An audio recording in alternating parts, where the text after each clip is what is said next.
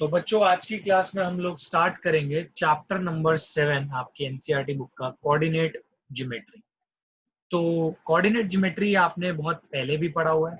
इस चैप्टर के अंदर आपने कुछ बेसिक सी चीजें पढ़ी होंगी, वो मैं आपको याद दिला देता हूँ, वो आपको भी एकदम से याद आ जाएगी। जैसे कि एक कार्टेशियन प्लेन है, इसको ग्राफ भी बोलते हैं हम लोग। इस ग्राफ में ये जो एक्सेस होती है ये होती है पॉजिटिव एक्स एक्सेस, इसको नेगेटिव एक्स एक्सेस होती है, तो एक्स डैश भी लिखा जाता है, इसको सिर्फ एक्स भी लिखा जाता है। और ऐसे ही सिमिलर तरीके से अगर आप देखोगे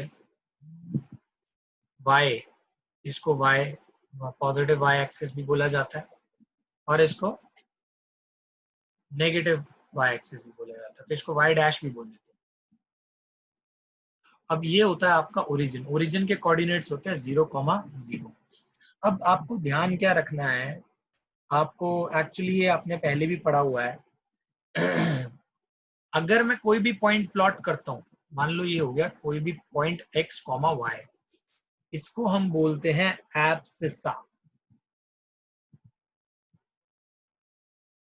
एब्सिसा।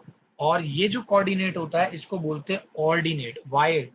y का जो कोऑर्डिनेट है उसको हम बोलते हैं ऑर्डिनेट।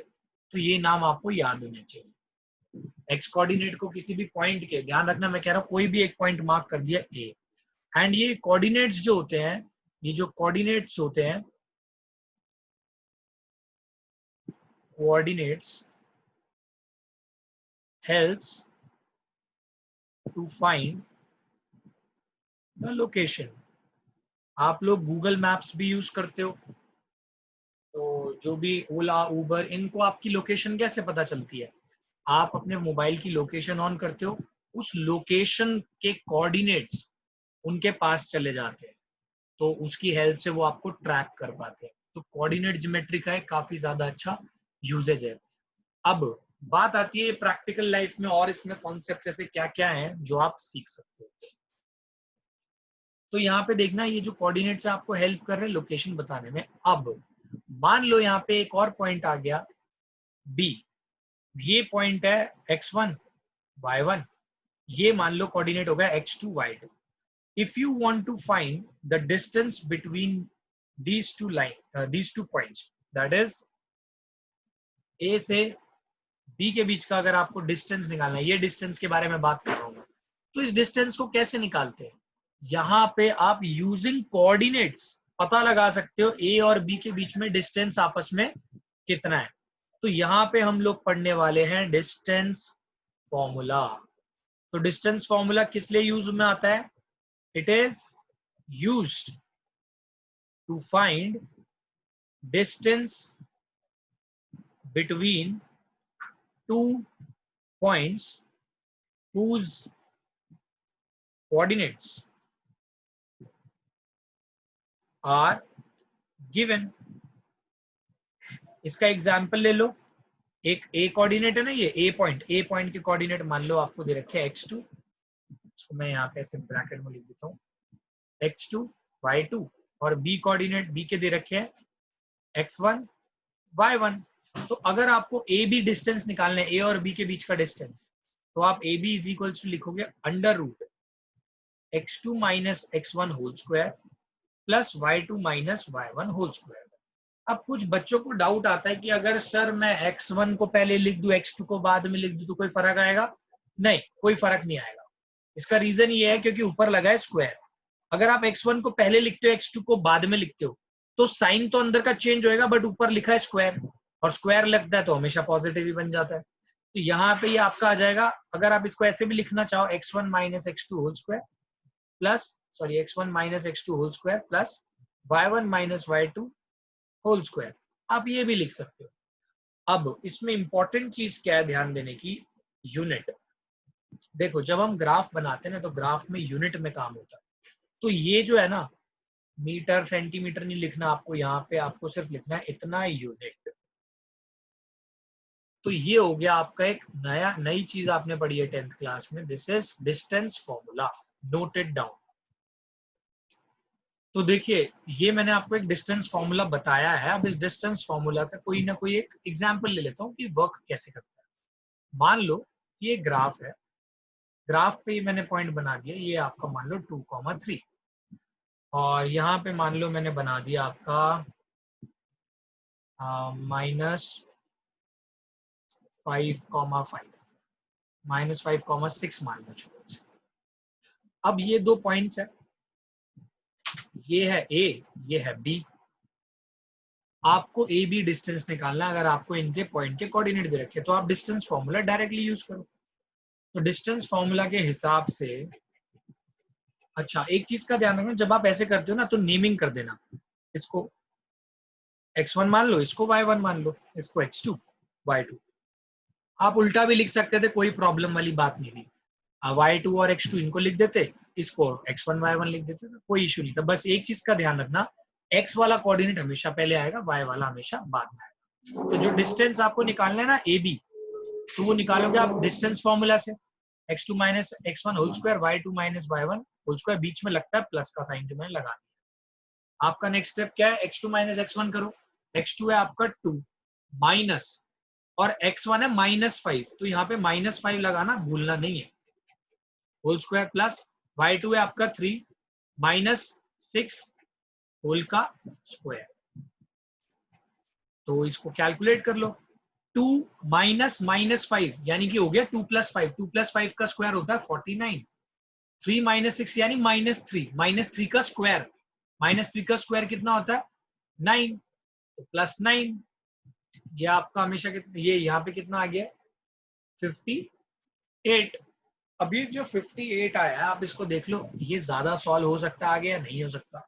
अगर ये नहीं हो सकता तो आपको इतना यूनिट्स में छोड़ना पड़ेगा। 58 का प्राइम फैक्टराइजेशन करोगे तो ये मिल रहा है आपको, तो ये तो पेयर वेयर कुछ बन ही नहीं रहे हैं, तो ये एज इट इज आ जाएगा √58 यूनिट्स। तो यानी यहां से लेके यहाँ तक का डिस्टेंस कितना हो गया, √58 यूनिट्स। तो अभी तक आपने जो डिस्टेंस निकालना सीखा ना दो कोऑर्डिनेट के बीच में, तो हम इसका एप्लीकेशन सीखेंगे कि क्वेश्चंस में कैसे अप्लाई करेंगे। आपकी बुक का ही है, example number 1, just see that. इसमें क्या लिखा है, डू द पॉइंट्स, 3 पॉइंट्स दे दिए, 3,2 -2, -3 एंड 2,3। अब यहाँ पे ध्यान रखना, you don't have to plot these points, आपको प्लॉट करने की कोई जरूरत नहीं है। इसको कह रहे do these 3 points form a triangle. आपको ये बताना है क्या ये ट्राइंगल फॉर्म कर रहा है, इफ अगर वो कर रहा है तो किस टाइप का ट्राइंगल है। तो बहुत इजी है। देखो ट्राइंगल की खासियत आपको पता होनी चाहिए। अगर कोई भी मान लो ए बी सी, 3 साइड्स अगर आपको मिल गई, तो आप हमेशा ये देखोगे ए बी प्लस ए सी, मतलब हर दो साइड्स का सम तीसरी के हमेशा बड़ा आएगा, यानी A B plus A C is greater than B सी।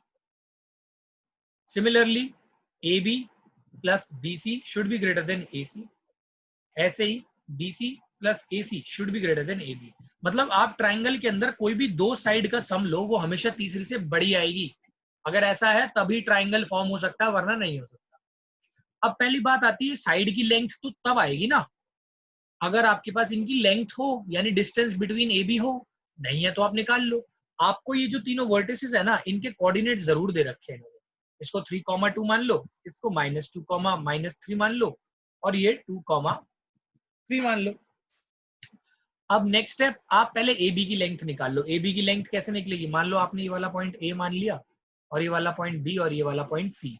तो इस केस में इसको x1 ले लो, इसको y1, ये x2 और ये y2।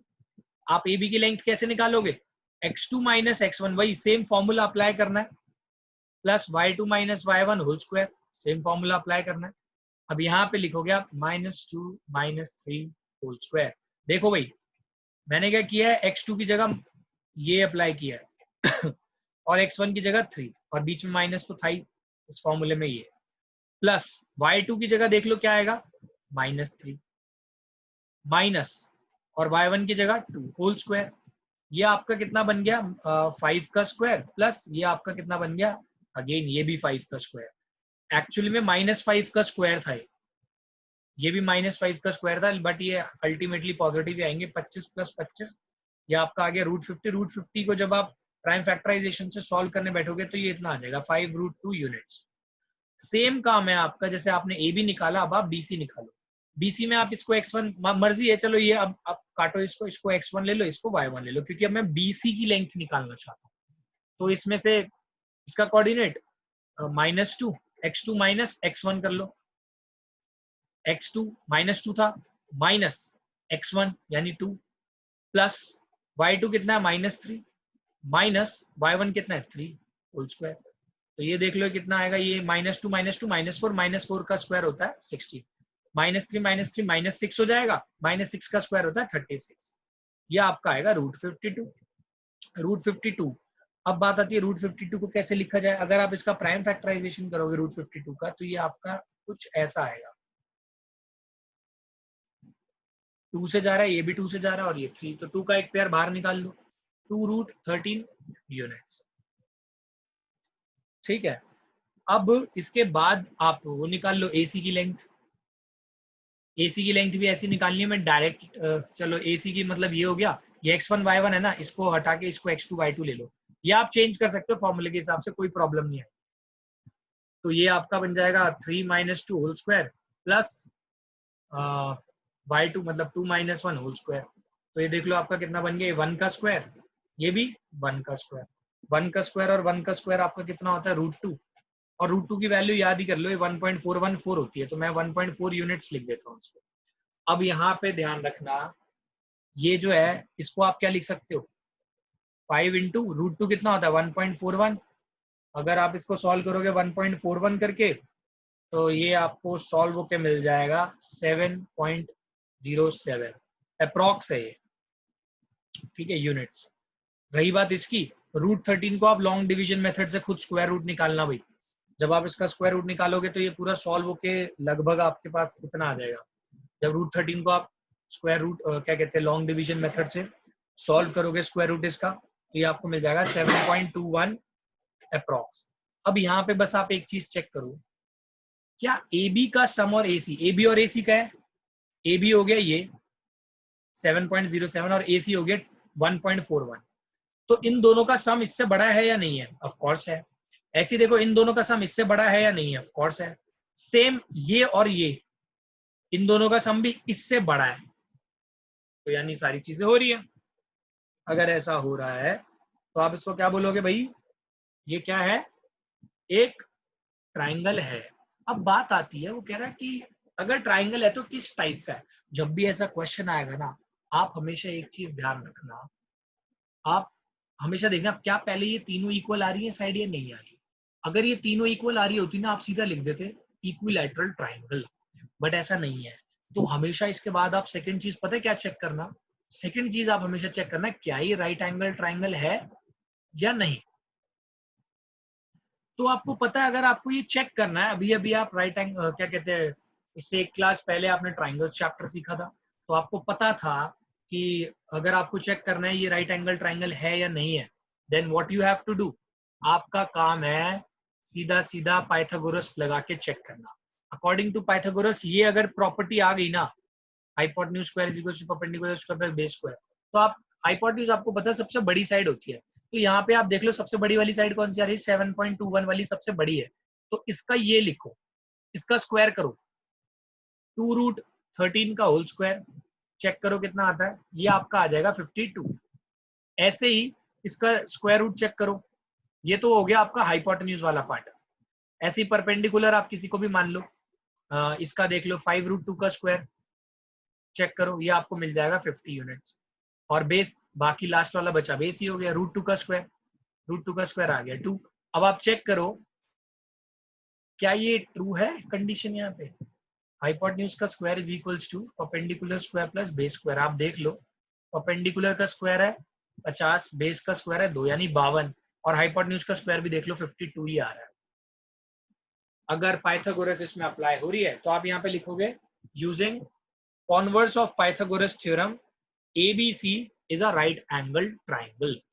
ABC is a right angled triangle. हो गया यहाँ पे। Now we will do the next question, that is example 2. देखो अभी कॉन्सेप्ट ये यूज होगा बट थोड़ा चेंज करते रहेंगे क्वेश्चन को। इसमें लिखा है शो दैट द पॉइंट्स, आपको यहाँ पे 4 पॉइंट्स दे रखे हैं, एक ये हो गया, फिर 4,2 ये हो गया, -1, हो गया, -4, हो गया। आपको बोला है show that the points are the vertices of a square, are vertices of a square. अब क्या होने वाला है, ध्यान देना, आप ऐसा सोच सकते हैं कि अच्छा यार ये ऐसे है, वर्टिसेस ऑफ अ स्क्वायर बोले हैं, तो ध्यान रखना इसको ऑर्डर में लिखना मत भूलना। ये 1,7 हो गया, 4,2, -1, -1, ये हो गया -4, 4। तो इसकी नेमिंग कर देता हूँ A B C D। आपको देखो ध्यान देना, यहाँ पे काफी बच्चे आधा क्वेश्चन समझते हैं।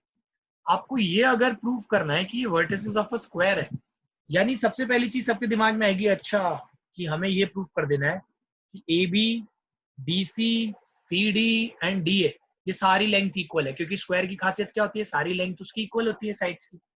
लेकिन सब ये भी भूल जाते हैं कि यार सिर्फ स्क्वायर ही ऐसी चीज नहीं है जिसकी सारी साइड्स इक्वल है, रोम्बस भी होता है।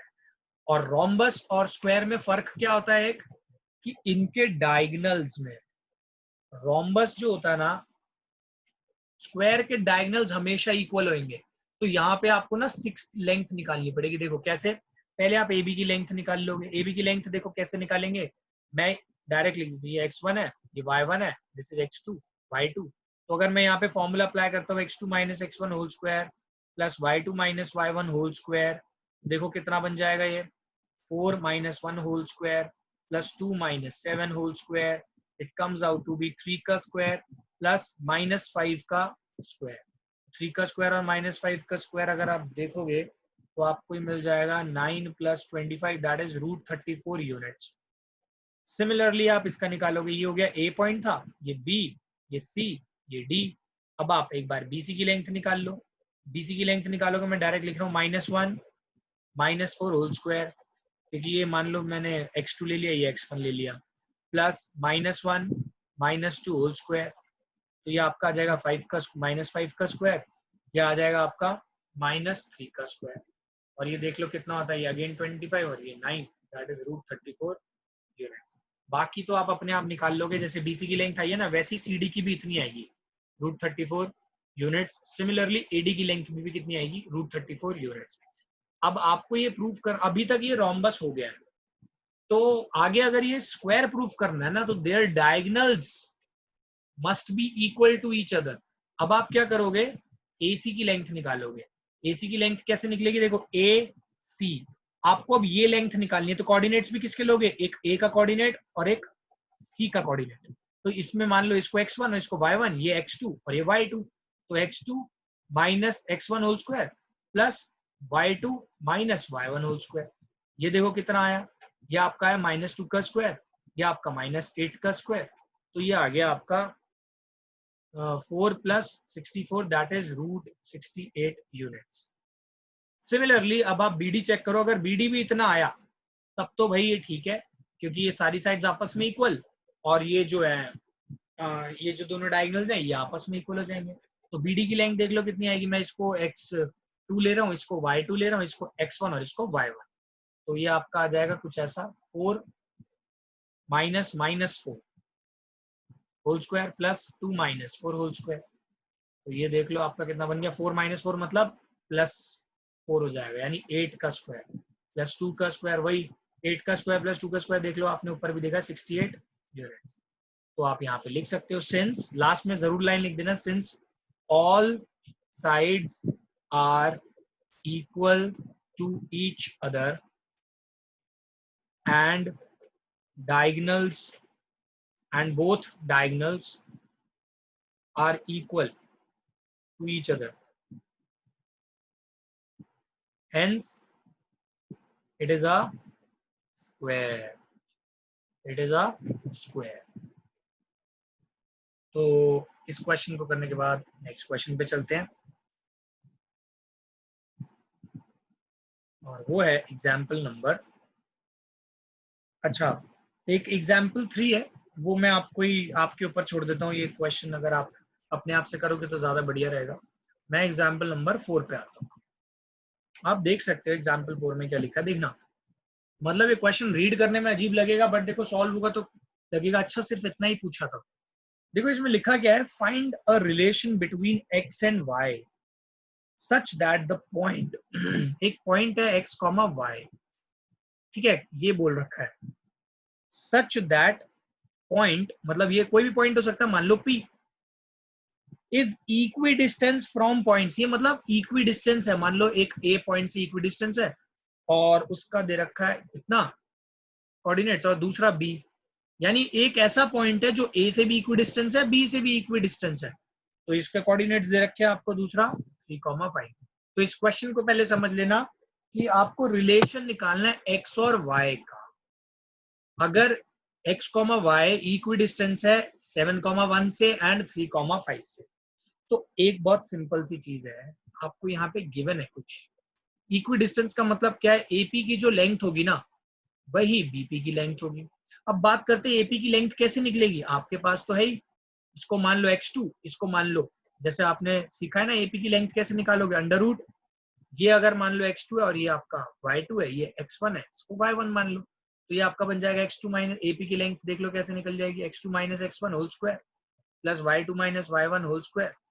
अब आप x2 की जगह क्या पुट करोगे, x माइनस x1 की जगह 7 होल स्क्वायर प्लस y2 की जगह y माइनस 1 होल स्क्वायर। अब इतना देख लो, ये इतना आ गया। नेक्स्ट ऐसे बीपी की लेंथ निकाल लो, बीपी की लेंथ में डायरेक्टली लिख रहा हूँ, इसको x1 माना ना, इसको y1, अब इसको x1 y1 ले लो, ठीक है। आप उल्टा भी कर सकते हो, आंसर बिल्कुल सेम आएंगे, मैंने पहले भी बोला था।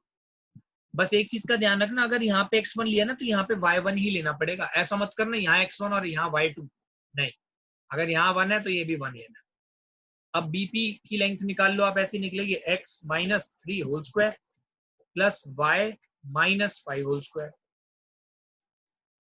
अब आपको बोला है कि ये जो है ना दोनों इक्वल लेंथ है, अब आप यहाँ लिखो AP is equals to BP, तो AP की जगह क्या लिखोगे, x minus 7 whole square plus y minus 1 whole square is equals to BP कितना, x minus 3 whole square plus y minus 5 whole square. बस हमें अब इसको सॉल्व करना है, फिर खत्म। तो इसको सॉल्व करो, दोनों साइड स्क्वायरिंग बोथ साइड, मैंने शॉर्ट फॉर्म में लिखा, आपको पूरा लिखना है। स्क्वायरिंग बोथ साइड अगर करोगे तो यहाँ से भी स्क्वायर रूट हट जाएगा, यहाँ से भी स्क्वायर रूट हट जाएगा, और ये आपका बन जाएगा x minus 7 whole square plus y minus 1 whole square, ये बन जाएगा x minus 3 whole square plus y minus 5 whole square. इसके बाद ये आपका बन जाएगा a स्क्वायर, यहाँ देखो आइडेंटिटी लगा रहा हूँ, a square plus b square minus 2ab, जब ये लगाओगे इतना आएगा, यहाँ पे ये आपका बन जाएगा। नेक्स्ट y वाले में भी आइडेंटिटी लगानी है, a square plus b square minus 2ab is equals to, अब राइट साइड में भी आइडेंटिटी लगानी है, a square plus b square minus 2ab plus यहाँ पे a square plus b square minus 2ab। अब देखो x स्क्वायर और y स्क्वायर इस साइड में कैंसिल हो रहे हैं दोनों साइड से। अब ये जो x वाले टर्म है उसको एक जगह ले आओ, y वाले को भी ले आओ, लाना है तो यहाँ पे है माइनस 14x, और यहाँ पे सॉरी यहाँ पे मैंने गलत लिख दिया, ये x आएगा माइनस 6x, तो माइनस 6x जब इधर जाएगा तो कितना बन जाएगा, minus 14x minus 6x, right. इसको इधर भेज दो, ये y वाला टर्म माइनस 2y पहले से ही था, ये नेगेटिव वाला इधर जाएगा तो प्लस हो जाएगा, प्लस 10y हो जाएगा इज इक्वल्स टू, ये आपका पहले से 25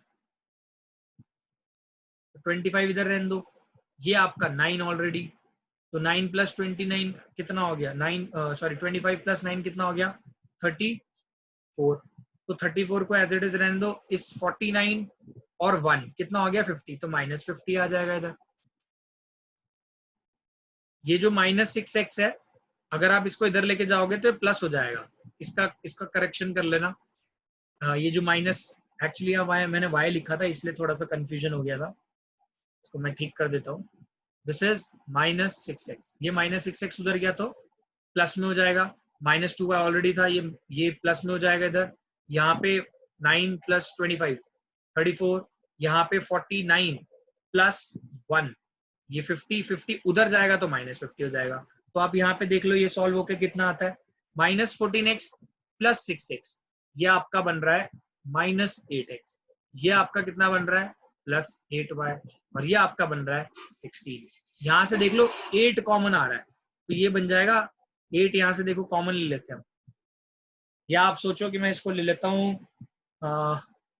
एक सेकेंड, यहाँ पे -16 लिखना भाई, क्योंकि 34 -50 होता है -16, तो देखो मैं -8 कॉमन ले लेता हूँ, तो यहाँ पे x बचेगा, और अगर मैंने नेगेटिव साइन कॉमन लिया तो यहाँ पे साइन चेंज हो जाएगा, और 8 तो कॉमन ले लिया, यहाँ y बचेगा, यहाँ पे -16, तो -8 को उधर ले जाते हैं, x - y is equals to -16 plus upon -8, इससे कैंसिल हो गया 2, तो आपका फाइनल आंसर आ गया x - y is equals to 2।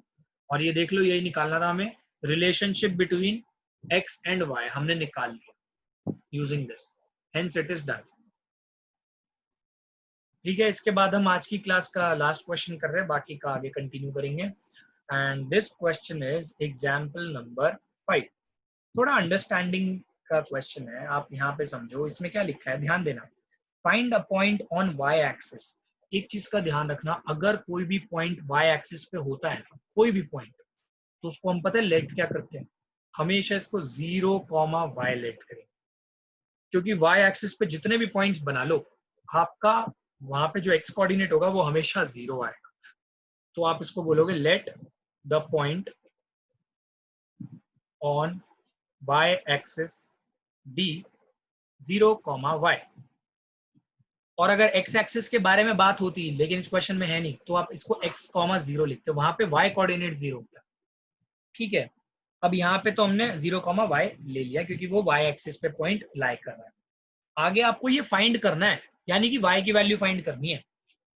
इसमें लिखा है find a point on y axis which is equidistance from the point, यानी अब ये ना इक्विडिस्टेंस है, मान लो इसको p पॉइंट मान लो, यहाँ पे a मान लो, दूसरा मान लो ये b, इक्विडिस्टेंस है 2 पॉइंट्स, और ये दोनों पॉइंट्स आपको बता रखे हैं, एक बोला हुआ है 6,5, दूसरा बोला है -4,3। तो जैसे आपने पिछला क्वेश्चन किया ना, सेम ही क्वेश्चन करना है। AP is equals to BP है, क्योंकि ये गिवन है, आपको इक्वी डिस्टेंस बोले हैं, इस पॉइंट का इससे और इससे इक्वल डिस्टेंस है, आपको बस ये निकालना है। AP डिस्टेंस कैसे निकालोगे, डिस्टेंस फॉर्मूला से मैं डायरेक्टली लिख रहा हूँ, 6 - 0 होल स्क्वायर प्लस, या तो उल्टा लिख देता हूँ, 0 - 6 whole square plus y - 5 whole square is equals to, ये AP डिस्टेंस आया, ऐसी BP डिस्टेंस कैसे आएगा, 0 - -4 whole square plus y - 3 whole square. तो आप यहाँ पे देखो, स्क्वायरिंग बोथ साइड कर देना तो कैंसिल हो जाएंगे दोनों के स्क्वायर रूट। यहाँ पे ये कितना आएगा 36, प्लस यहाँ पे मैं ब्रैकेट डायरेक्ट ओपन कर रहा हूँ, y square plus 25 minus 10y is equals to, यहाँ पे ये कितना आएगा, यहाँ पे ये आपका आ रहा है 4 4 16 प्लस वाई स्क्वायर, ये आपका आ रहा है +9 माइनस 6y। आप देखोगे y स्क्वायर से y स्क्वायर हो रहा है कैंसिल, इस साइड क्या रह गया आपका -10y, इधर -6y, -10y, 6y अगर उधर जाएगा तो +6y हो जाएगा। यहाँ पे देख लो 16 + 9 कितना होता है भाई, 16 + 9, यहाँ पे आपका आ जाएगा 16 + 9 25, ये 25 और ये 36 दोनों उधर जाके नेगेटिव हो जाएंगे, और ये 36 राइट, इससे ये कैंसिल हो गया, ये आपका आया -4y। आप देख लो यहाँ पे ये आपका -4y आ जाएगा, और यहाँ पे -36, माइनस से minus cancel, y is equals to 36/4, that is 9। अगर ये 9 आ गया, देयरफॉर कोऑर्डिनेट क्या बन गया, y की वैल्यू 9 आ गई, therefore required point on y axis is 0, y। This is important question, exam में आ सकता है, note it down. Sorry 0, y नहीं, 0, अब तो वैल्यू निकाली ली हम लोगों ने, 0,9। तो दिस इज इंपॉर्टेंट क्वेश्चन, ये एग्जाम में आ सकता है, kindly note it down. Now you must write homework for today's class, और ये होमवर्क में आपको करना है, क्वेश्चन नंबर 1 करना है आपको, क्वेश्चन नंबर 2 करना है आपको, क्वेश्चन नंबर 4 करना है, question number 6 and 7 8 7, question number 7 भी करना है, क्वेश्चन नंबर 10 भी करना है। बाकी के जो क्वेश्चंस बचे हुए हैं वो मैं आपको नेक्स्ट क्लास में अगला टॉपिक कराने से पहले करा दूंगा। तो आज की क्लास में सिर्फ इतना ही। तब तक के लिए thanks for watching yoga classes.